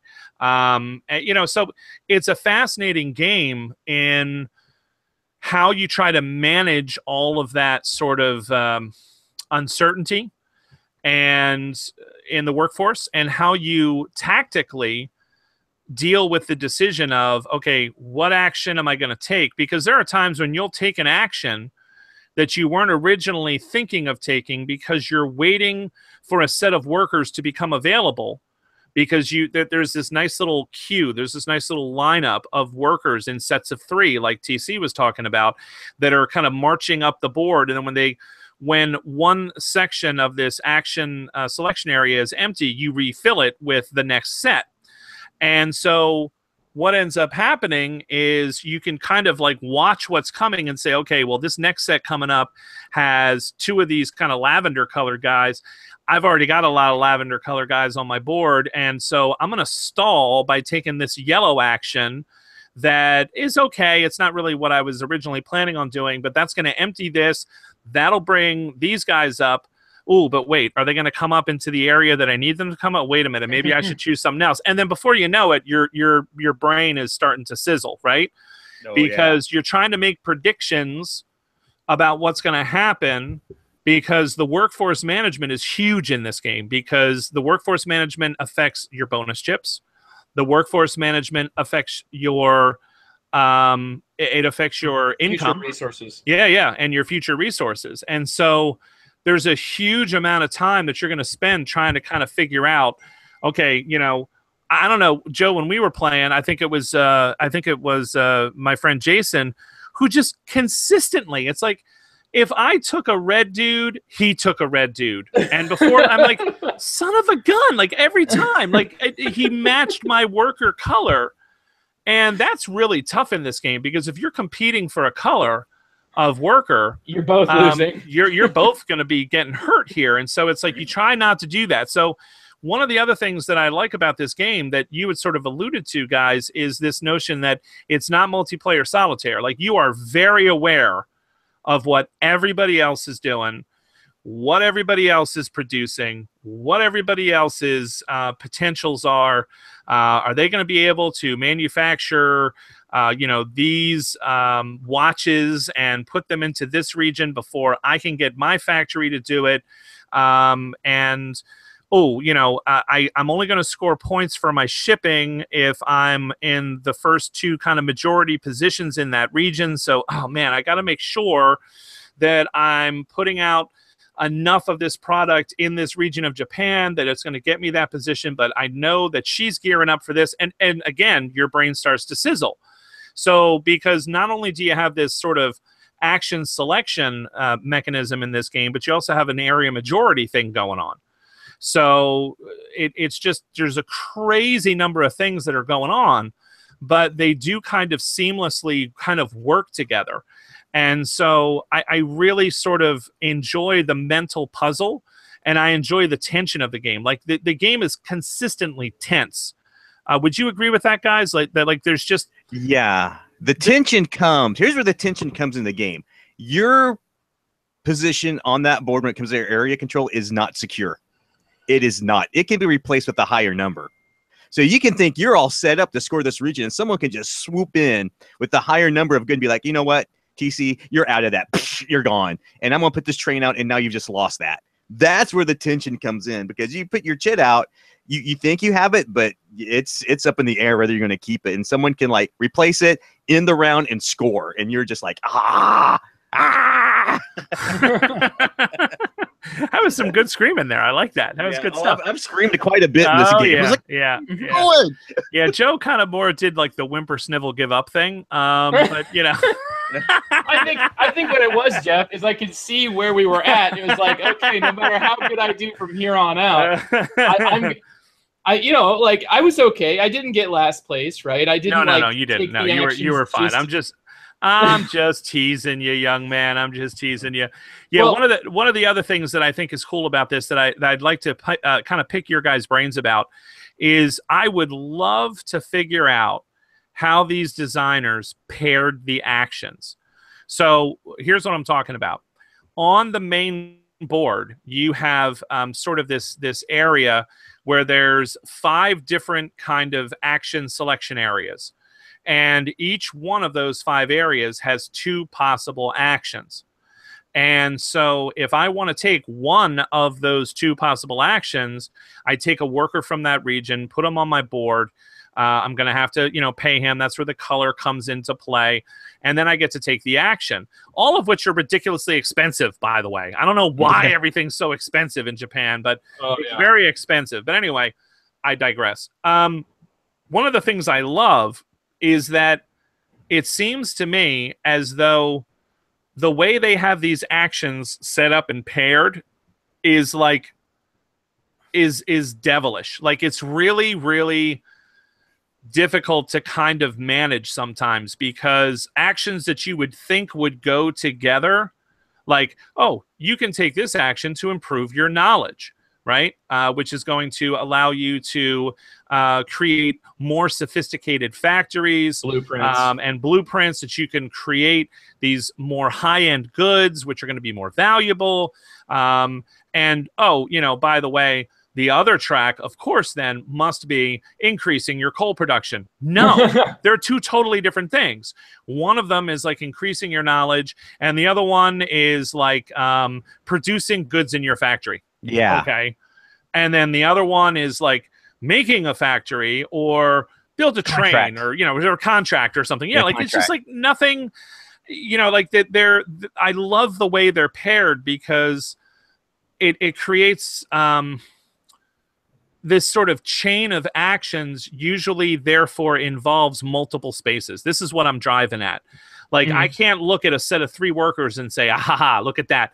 Lavender, lavender, red. Those are mine. I'm going there. No, you're going to have to go to multiple of these action selection areas, which is going to increase the probability that you are going to have to take workers of different colors, which is going to put a lot of strain on you. So I love the way they kind of broke up those kind of what you would consider some of the really crucial actions and shuffled them up. And I'm sure there's intention there. I'm sure there was a reason for how they did it. But the only one that is like a single action area is the deliver goods action.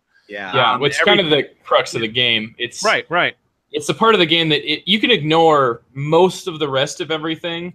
Obviously, you're not going to be able to ignore the building of factories because that has to be done very early on. Otherwise, you won't have any goods you produce. But like the way that I think of these actions, Jeff, is just that they had, like I think 9 actions, right? Because there's 5 different spots and most of them have 2. There's the one that only has 1. And I think they were just like, hey, how are we going to force people to, compete? I think they wanted to drive competition between players. And so like, whereas you've got a game like Agricola where I look at a spot and I'm like, all right, that spot is mine. Unless, and then I start looking around at everybody else's board and thinking, are they set up for this? In this game, you've got a much more clear indicator of whether or not somebody's probably going to take a specific type of a color of worker, because all of their workers they've previously taken are displayed quite publicly for everybody else to see. You can see like, well, right now they've got lavender, they've got blue, and they've got 4 meeples at this point, so they're probably not going to want to get a 3rd color. That's going to really hamstring them. So do I need to consider them when I look at the actions? What actions are they setting up for? And it makes it so it's not, I think if it was just coal, like here's where you go to upgrade your coal. Coal is not an action that people are wanting to take constantly. It's not an action that really, if that was a spot by itself, it wouldn't drive that much competition. What I really think is they kind of looked at, like where are people wanting to take actions the most? And they tried to divide them up so that they would be tight, competitive, and then of course you've got your good shipping, which is really the crux of the game. It's where if you ignore that part of the game, you just are pretty much hopeless in terms of you are giving. It's not just that you're not going to score that many points. It's more that you're giving everybody else a really easy pass, and they're just going to score tons of points without any competition from you. Yeah, that's an excellent analysis of that. I think I agree with you. So what you're essentially saying is that the game could have easily been made with 9 boxes going across the top. And a double box for the shipping. Exactly. But, in this case, they're like, let's take maybe some of the actions that are taken less often, pair it with one that's taken quite often, and increase the competition then.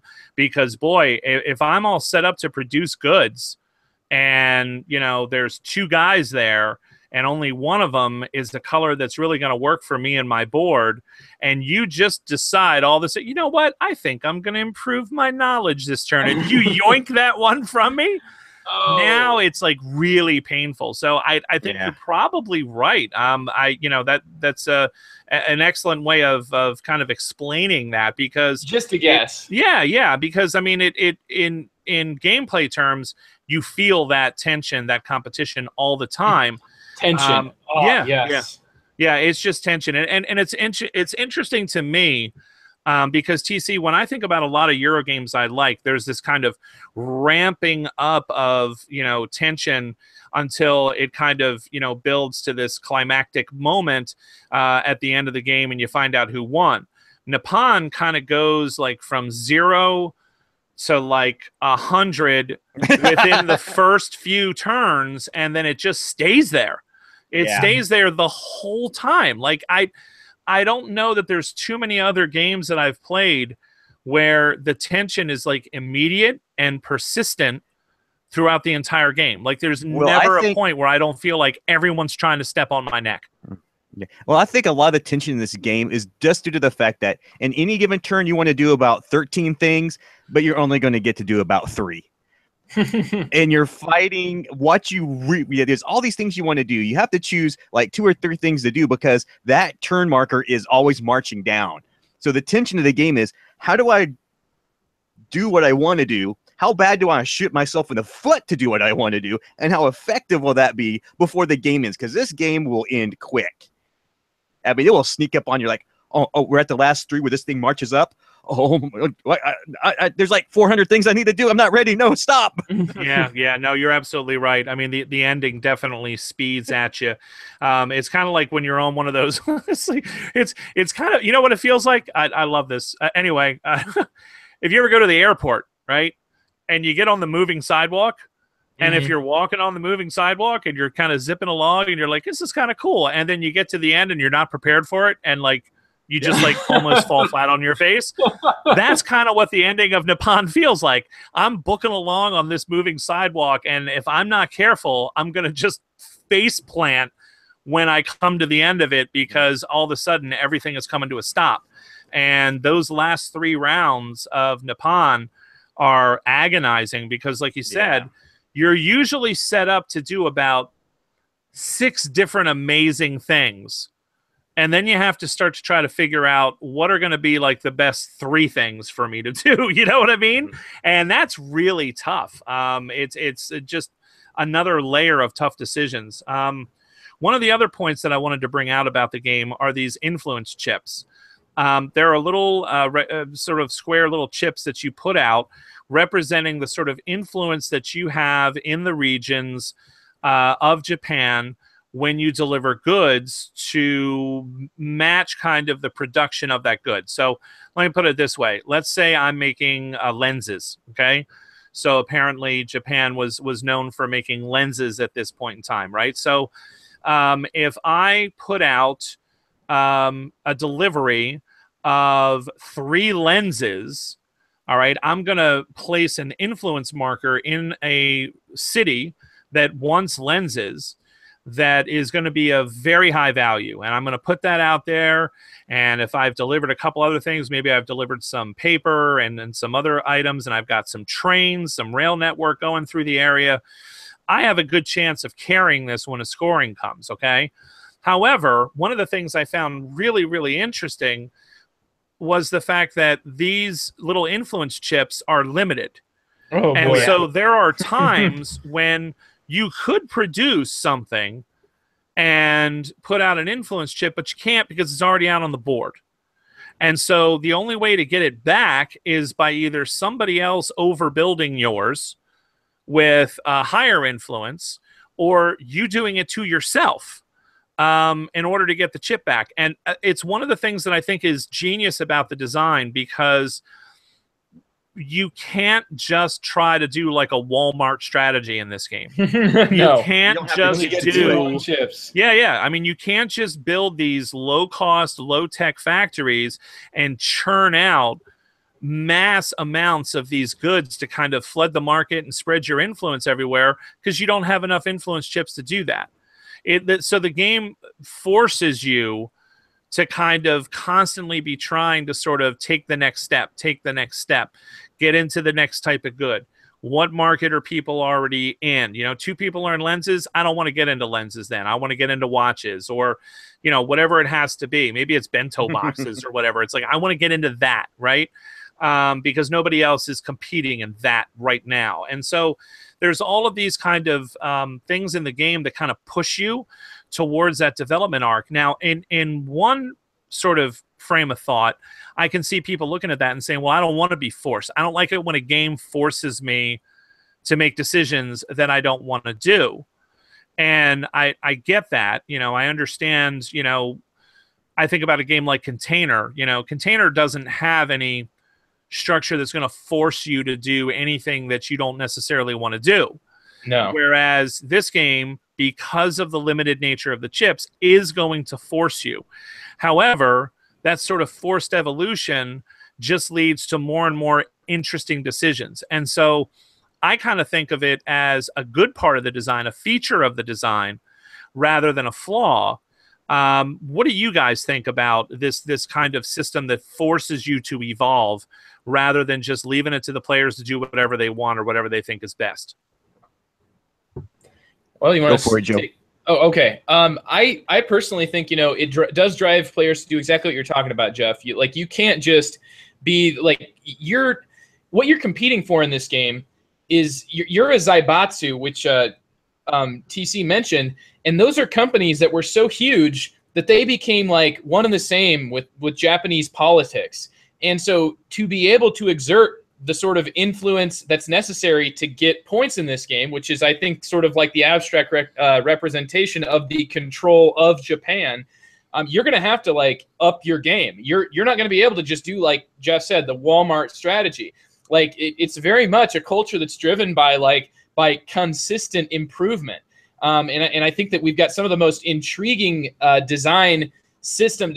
Just that specific philosophy has bred numerous interesting designs. And by numerous, I can think of Kanban and this game, but I'm sure there are other ones out there, which is just such an interesting school of design that's just based on, like it's really a competitive market, and that's who people respect. I think that by having you only get so many of those little chips, it's forcing you to, you have to be judicious in where you put them.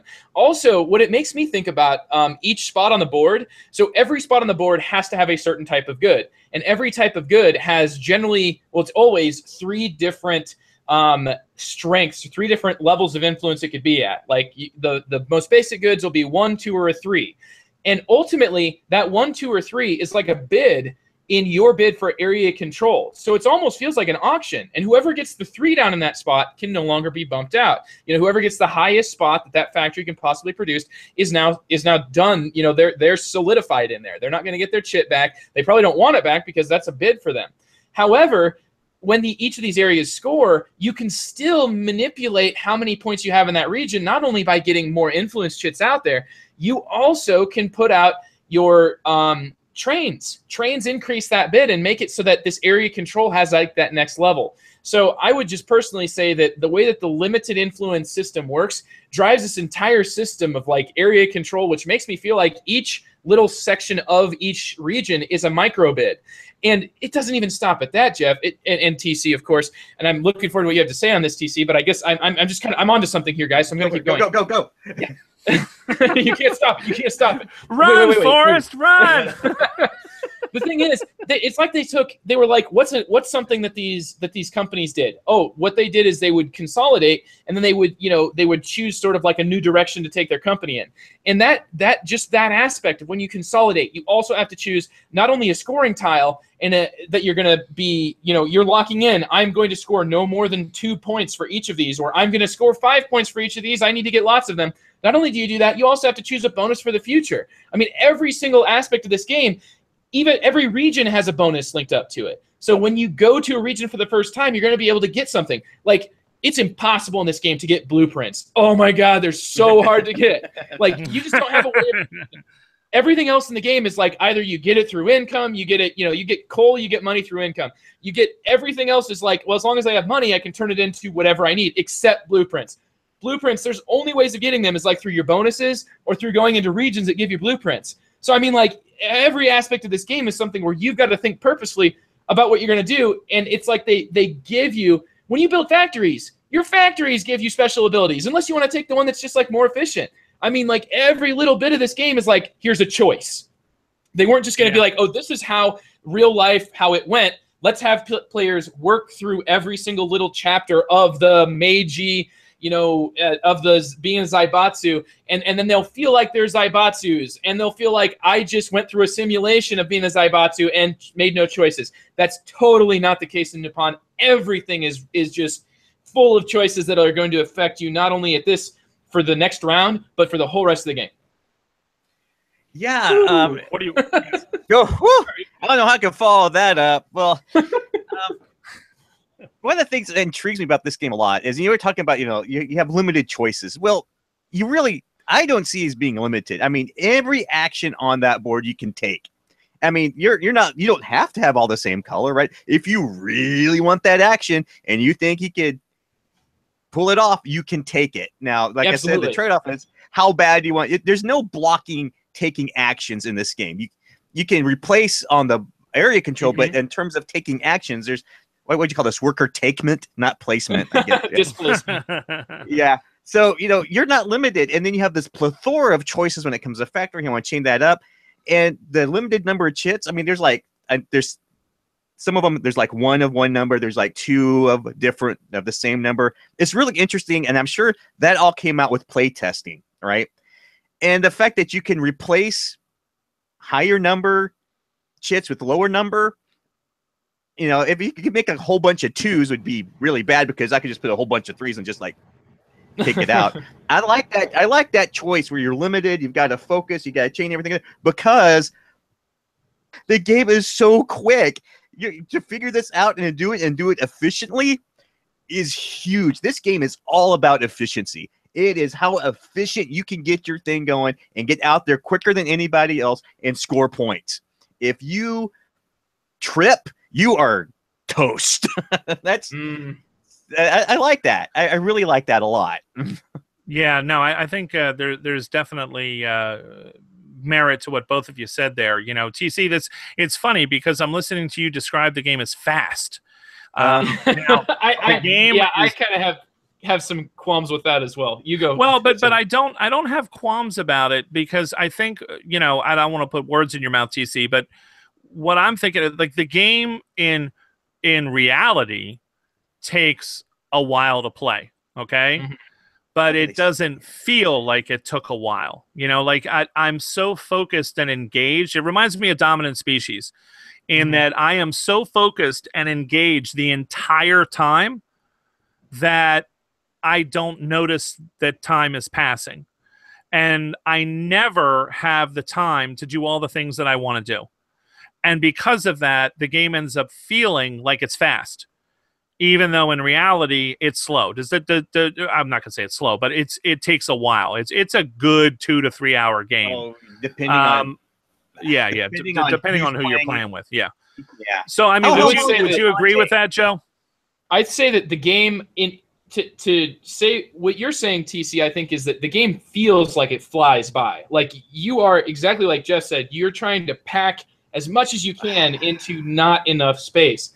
And for that reason, it really does, like the stress is building. It's at a very high level of tension throughout the entire game. But it in real, like, clock minutes takes quite a while. It is not.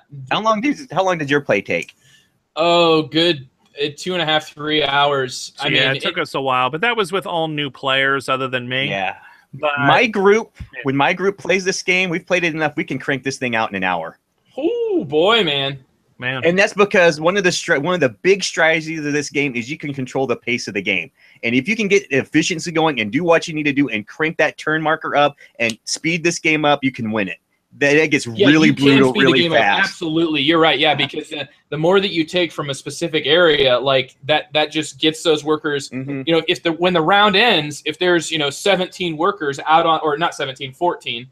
You know, if there's 14 workers or 15 workers out on the board because you've only taken workers from places that will fill them up by trying to advance the pace of the game. I like that. That's a next level here, TC, that we didn't even talk about, where players do control that pace of the game a little bit. That's a really good point.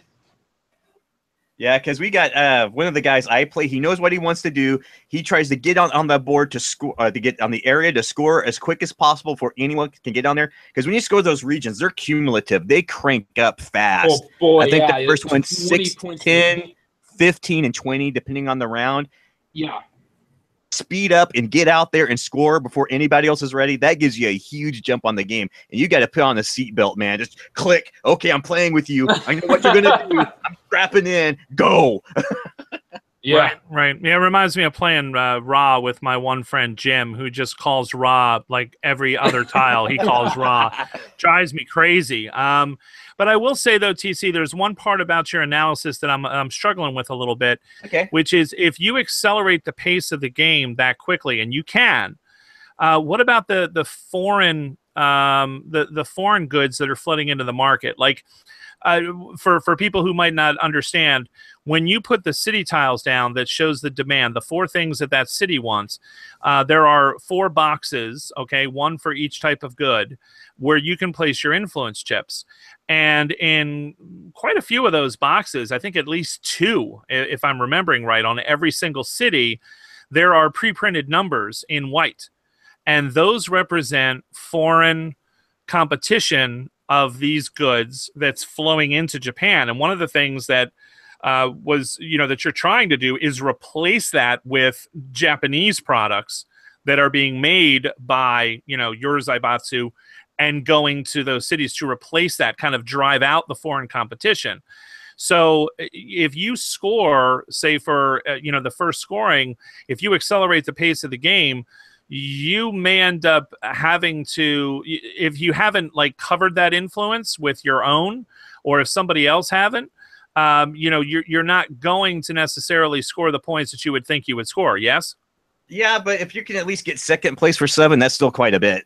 Yeah. Yeah, because one of the cool things about that foreign market is you don't have to exceed that number. You just play straight on it with any number chit you want. Absolutely, so that's true. Yeah, you could just be like, okay, and depending, because all that's random. Which market covers up what? It's those little squares that you flip and randomize and put out. You just look at, okay, if I go here, I can cover up these 3s and at least get second, and you can get like second place or first place in 2 areas pretty quickly and score that before anybody else is ready. Leg up. Yeah, I just might not. And your point's well taken. Second place is not bad, especially if you're locking your competitors out of anything. Yeah. But there is some randomization to that, because like if a 3 or 4 foreign influence is by paper, well, you can cover that instantly with a 1. But if that 3 or that 4 is by lenses, that's going to be sitting there a while until somebody can get lenses can build a lens factory and somebody can cover it. And so, yeah, that's another interesting part of the game, is that randomization of those cities, which is that sort of random input in games that I love. Where it's nothing weird that's happening during the game, but at the start of the game, you have to look. I made one mistake when I was playing with Joe and Will and Jason, which was I made myself a type of factory that was not present in all 4 regions. And I was like, son of a gun, this region has no demand for this type of good. So shoot, I'm not in that region. So what am I going to do? And so, yeah, like you got to look, like you really have to be careful, and you have to put a lot of thought into what you're going to try to produce. And like you said, Joe, how to get the blueprints that you're going to need, because you can always up your knowledge so that you can get to the next levels that you're going to need for your blueprints. But every time it seems that you take that action, it almost seems like, I don't want to say it's a wasted action, but it's like, well, why would I spend a turn and money doing that when I can deliver this to the, to this region and get this bonus, which is going to give me, 2 blueprints, I'd much rather do that than spend money and an action trying to increase my knowledge. It's almost like I'm hiring an architect rather than trying to learn to be an architect. You know what I mean? And that's one of the interesting parts of the game too, is that sort of trying to make sure that you have the necessary knowledge to go with the blueprints you have so that you can actually build these factories. Otherwise, you can't even do it. So there's definitely a lot to think about here. And one of the last points that I kind of wanted to make about it was the sort of push your luck aspect of the shipping. Because there are, on your board, you have trains that you can put out and you have ships that you can put out, representing your company's investment in the rail network of the country and in shipping. The rail is pretty obvious. Like the rail, every time you put out a train, you're increasing your influence in that region by 2. As long as you've delivered something to that region, you're going to increase your sort of influence in that area by 2. The ships are more subtle, right? The ships are going to get you victory points. They're either going to get you 2 or 3 per ship, but only if you score in the top position or the second position when a scoring round comes around. And even then, unless you've heavily invested in shipping, you're only talking 2 or 4 points, which is not a huge amount of points in this game. So one of the things that I kind of find and yet, I'm going to interrupt myself, and yet you have to clear the trains and the boats to increase your income level on your player board. You get a nice bump in your income level every time you clear a train and a boat by placing them out onto the board. So you've got this tension of, I want to increase my income level. You can also increase your income level by completing contracts. You're like, I want to do this so that I don't care whether I'm taking 3 or 4 colors of workers. If I can make enough money, it doesn't matter to me anymore. And that's a nice feeling to have. Yeah. But at the same time, putting out these boats and trains is really expensive in game terms. And so like it's a huge bucks. investment. Woo! Yeah, it's a huge investment for 2 victory points per boat, or maybe 3. And so it's kind of like, huh. And then there's that whole push your luck of, all right, I put him in this region. Everything was awesome. And now Joe and TC swooped in here. And now I'm in 3rd place. And I don't even get crap for them. So that's kind of like a push your luck sort of a thing. Plus the fact that they're, in game terms, unless you are a shipping magnate and you have all your ships out and you're in 1st or 2nd place in most of those regions, they're almost like a I don't want to say they're almost like a red herring in a mystery, It's like they guide you into a direction. You're like, ooh, look at this. I can do this. This is cool. And then it doesn't always work out for you. It's the one area of the game that I've kind of found to be a little bit suboptimal as a strategy. And I'd be curious what you guys think and what other people listening might think about the whole shipping aspect of this game. Either of you guys have any thoughts about this? Let's start with TC. Well, you can soften that quite a bit by choosing it as one of your in-game victory conditions. So even if you put a bunch of trains and boats out and you don't score them for a round, at least you're going to be able to recuperate some of that with a bonus for in-game scoring. That's how I really don't focus much on the trains and ships unless I specifically set them down as one of my in-game goals that can score a lot of points on. What would you say? I would add to that. I would add to that just it does matter what you've chosen for your end game goals, but I'm kind of with Jeff on this, that the ships cost an awful lot for a kind of dubious reward. So it's not always going to be paying off for you, and it really is that huge investment unless you're going trains too. What I think is just everything is really tied to the, very tied to the central aspect of producing goods, getting these goods out on the board to help you bid. And the trains have a definite function. They're going to help you to increase your bid in a region where you're maybe done shipping goods there. Like all you've got there is, a factory, and somebody else has got a better factory, and they've already got, they've got it totally maxed out where they've got the highest bid that's possible. But now you can still add more to that by spending more of your ships there, or not your ships, but your trains. I do think that ships are just, they're as expensive as trains, and they might not even pay off for anything for you. So I'm kind of going to go with Jeff here. I think that if there's anything that could use a little bit of maybe touch up, shipping is just, as it stands, a very auxiliary action. Yeah, that's one that again, if I could, have a chance to talk to these gentlemen, or if you guys ever get a chance to talk to them, that would be a question that I would like to ask as well. Because one of the things I want to kind of circle back to is what one of you said a little while ago. Said, well, I'm sure that came out in playtesting. It was when we were talking about the chips, the influence markers. And yeah, I mean, this game, God, man, you can tell this game was playtested. Like, This game is very, very refined. And one of the things that I think is useful when talking about board games is the difference between streamlining and refining. Streamlining is removing the rough edges, right? And making something flow more smoothly. Whereas refinement does not have to be about removing options or removing edge cases. It has to do with that sort of crafting, the decision-making process, the, back to the drawing board. Let's try this, see how that works. No, let's try this. How does this distribution work? Doing the math, crunching the numbers. And I'm very, very impressed with Nippon, because I think that this game really shows a lot of refinement. The shipping is the only thing that's a little bit of a mystery to me. But everything else in this game, I can see the results of just hundreds and hundreds of hours of playtesting. Like, as somebody who's done that in the past, as a playtester, as a developer, I've learned to recognize it when I see it. This game definitely shows it. And I think about Joe, say Brazil again. Brazil. I think about that game, and that game has been announced for years, and it's still not out yet. And I think it's still not out yet because they're not done with it. And it seems like they're not going to release it until it's done.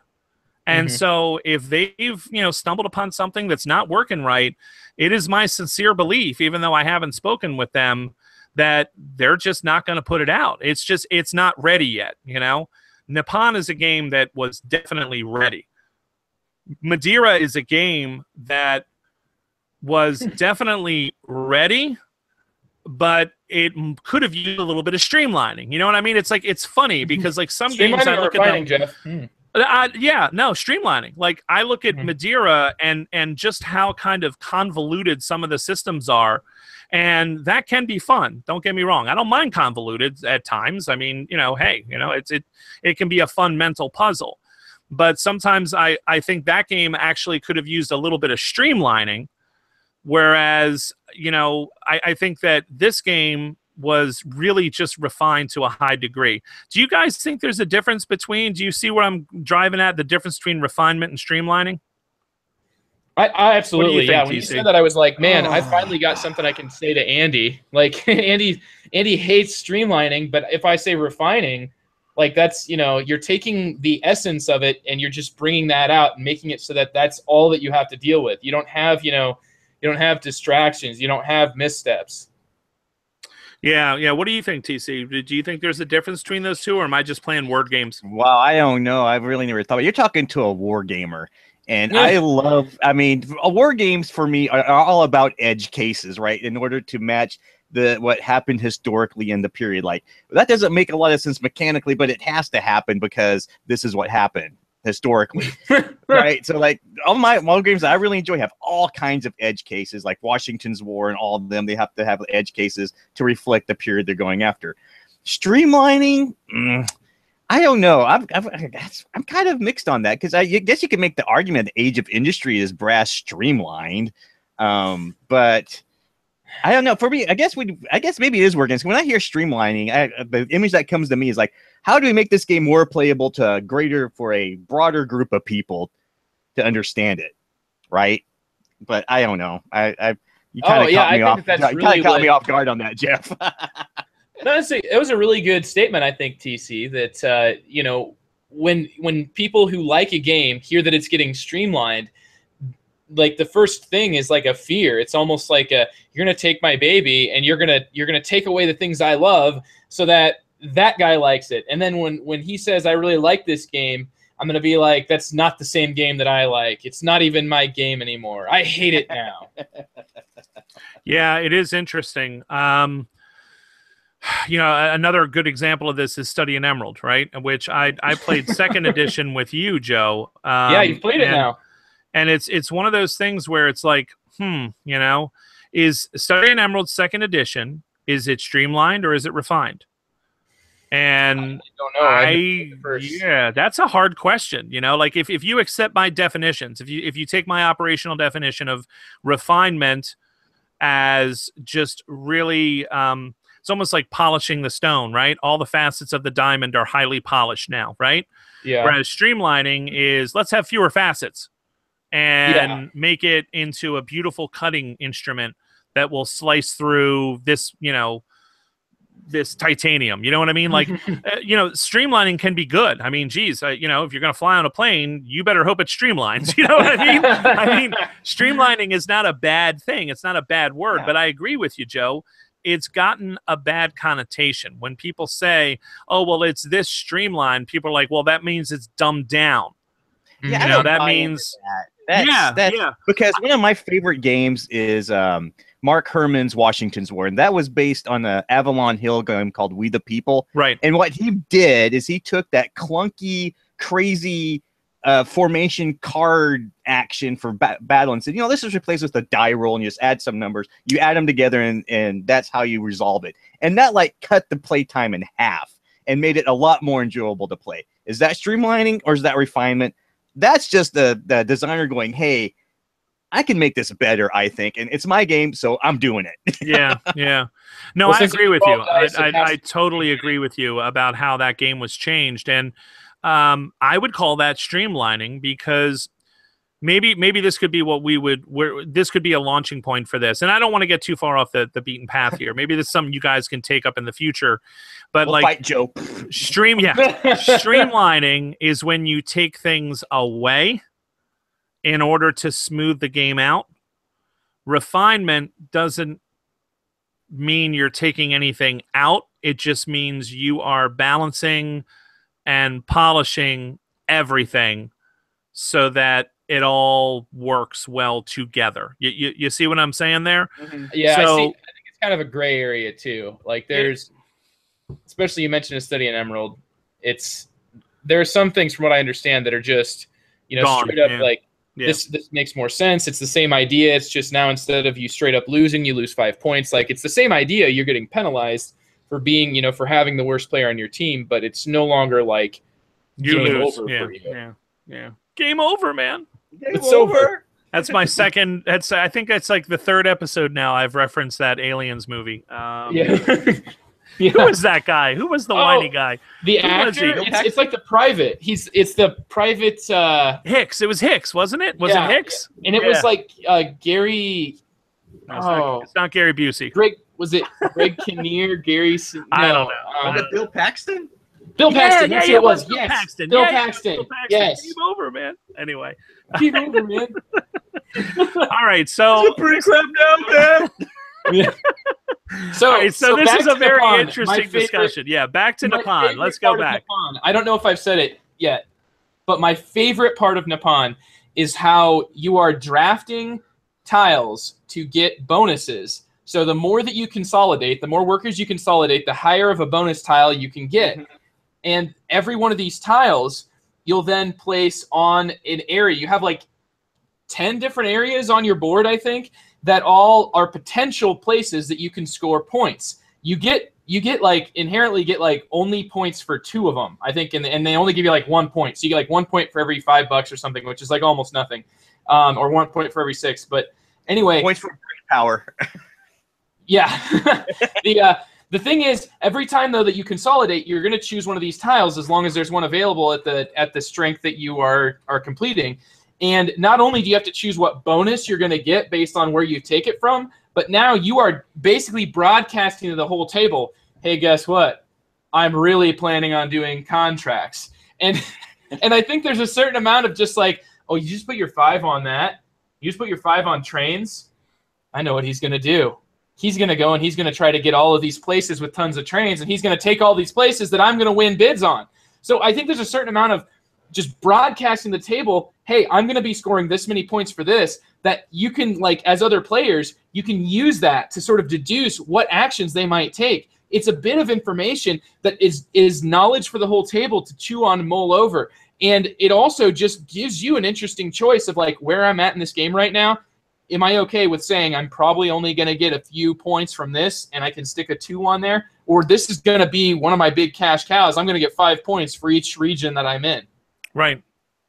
No, I agree. I mean, it's one of the more fascinating parts of the game is the fact that you get to sort of choose your victory points, and the table gets to have a say in how long the game is. I mean, there's a lot of things that I think are kind of unique in this title that are definitely worthy of the rating that it has. I mean, this game is rated pretty highly, and I think it's because of all the things that we're talking about.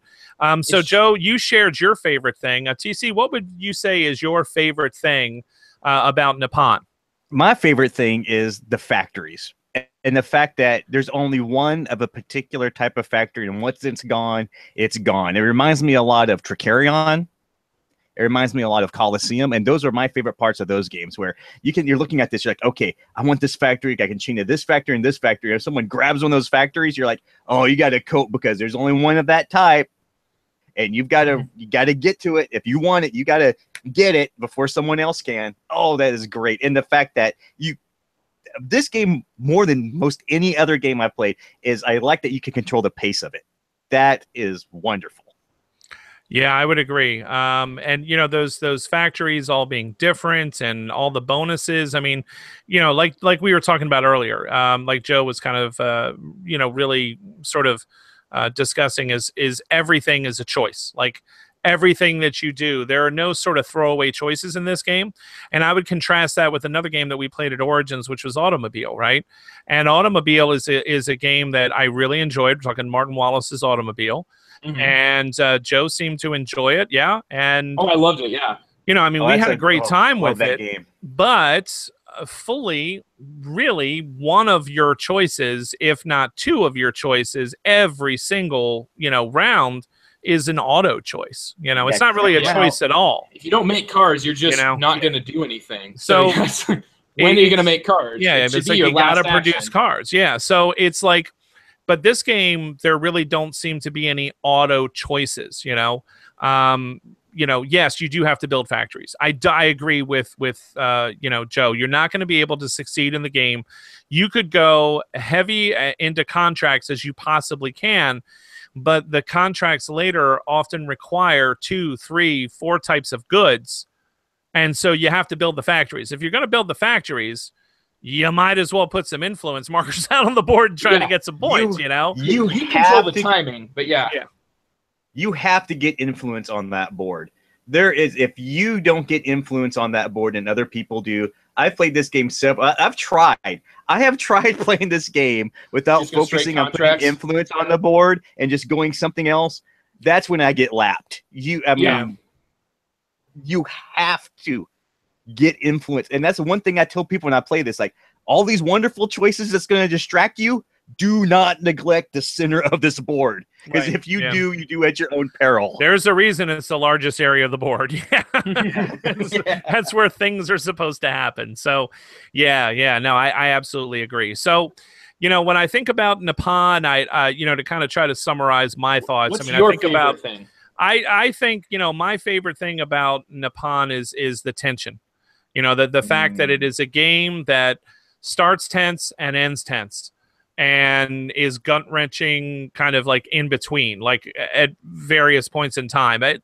It's one of those games like Dominant Species that makes me stand up.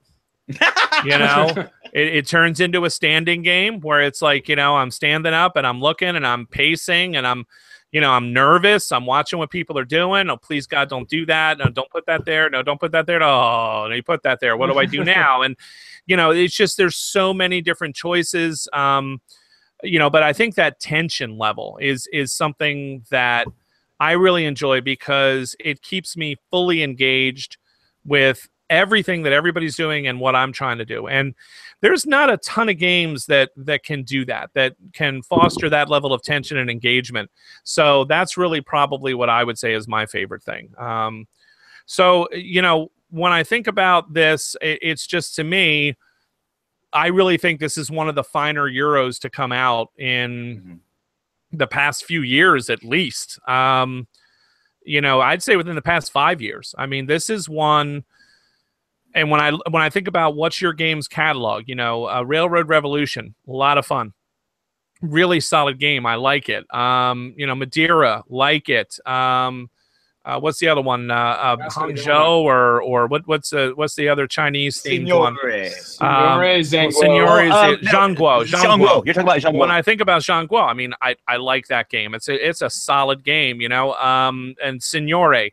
Another game that rivals this one, I think, for the tension. I like all of their entire catalog. I've even started playing Vasco da Gama, and I'm thinking to myself, like, why did Tom Vassell want to throw this off a roof? This is a pretty good game. Like, I don't really have a problem with this game. The way the shipping lanes work, very interesting. Lots of tough choices, tight economy. It's like, this is a tough game. I like this, I like their entire catalog, but this is my favorite. Nippon, I think, is definitely my favorite, and I'm really eager to try out the new title that's coming from this dynamic duo called Brazil. I like how I didn't even have to cue him anymore. He knew where I was coming. I know it's coming now. Well, to be fair, Tom also called Nippon a box full of mechanics with no theme. which I would argue. Oh yeah. Wow. Oh yeah. Sorry, So I would argue Tom. Sorry, Tom, you're sorry, wrong, man. my friend. Yeah, this is, I mean, you know, I think if you look at this game at first blush, you might think it's very mechanical, which I think the comparison to Feld was a very apt one. I think, Joe, you were the one that was kind of talking about that.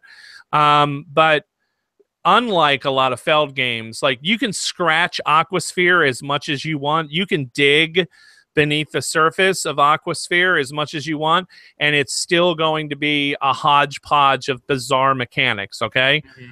This one, as you start digging into it, and if you do a little reading about the history and you look at the time period, all of a sudden the theme really starts coming through in exactly the way you guys were describing it. And so I would argue that maybe, you know, he just didn't have that kind of impetus to kind of like look a little bit deeper, you know, because the mechanics are there and the mechanics are beautiful. You know, the way the thing works is fantastic, but there's definitely theme here, and that kind of drive, that sort of drive to constantly evolve and improve and change and adapt, and you know, the sort of meshing of the business and political influence in this period of history. I mean, you guys really did a great job of kind of describing that.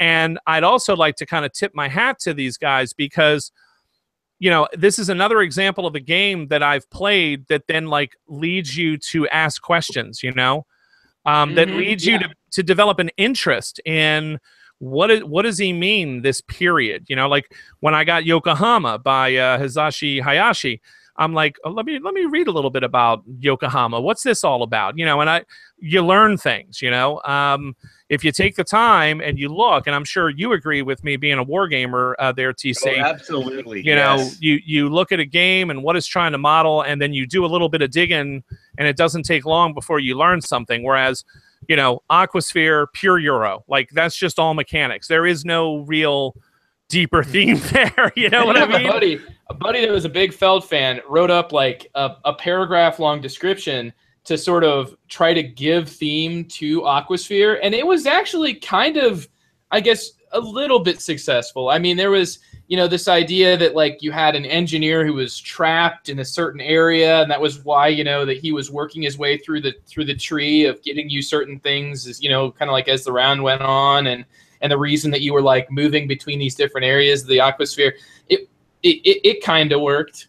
Did it explain the bizarre behavior of the robots? Did it explain what the weird little squid things were? Did it explain why you needed to get certain letters in your little lab, and why you needed to go to all the no offense to your friend. No offense to your friend, but it would have to be a pretty tortured piece of logic to try to figure out a way to make that game thematic. Yeah, set collection A, B, C, D, E, F. I don't think he had a reason for that. It was just I don't know. one paragraph. It wasn't a doctoral thesis. That's the engineering module of the station. But no, sorry. And then the robots sort of teleporting from one. No. Anyway, this isn't about Aquasphere, which is, in my opinion, probably the least successful of Feld's designs. But yeah, I mean, Nippon is just a masterpiece, and I don't give that title to too many games, but I'm really glad that you guys were interested and excited about talking about this one, because this is definitely one of my favorite games to come out. And I definitely probably the last 5 years, you know, for sure. And I think it's one that's going to be around for a while, because it's just quite good. Yeah. I would say, Jeff, that, you know, Concordia is one of those Euros that has really kind of reached like this global summit. Everybody knows about it. It's, you know, it's in the top 100 on Board Game Geek. I really think Nippon is not done climbing. I think that once it gets out to a wider audience, it's going to get bigger, because like Concordia, it has that sort of you choose your scoring aspect. It was also a Navigador, and by extension, it was also a part of Catan. Right. I said right before you said. I'm getting so tired because it's 11 o'clock here on the East Coast. He's like Concordia, Navigador, and I'm like, right. And as I'm starting to form the R in the word right, he slips Catan in there, and I can't stop myself from saying right. And I'm gonna remember that. I'm glad that you guys are sending me out on such a note as you this. can't go because Carissa still wants to do Triumph and Tragedy. Oh yeah, I definitely want to do that. You're I definitely going wanna back. do Anyway, back to Nippon.